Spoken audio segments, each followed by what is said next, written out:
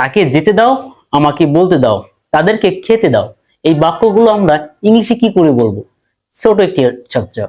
দেখো, এই সেন্টেন্স গুলোকে, এই দেওযুক্ত সেন্টেন্স গুলোকে মূলত বলা হয় ইম্পারেটিভ সেন্টেন্স।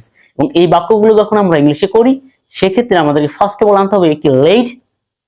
এই দেওযুক্ত কোনো শব্দকে যখন ইংলিশে করবো তখন একটা লেট আনতে হবে এবং একটি অবজেক্ট ফর্ম আনতে হবে সাবজেক্টের। এরপর ভার্ব, তারপর বাকি অংশ।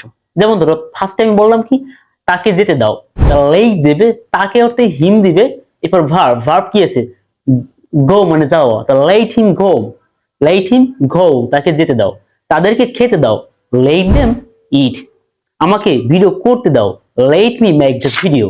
আমাকে গাড়িটি চালাতে দাও, let me drive the car. তাদেরকে খেলতে দাও, লেট দেম প্লে।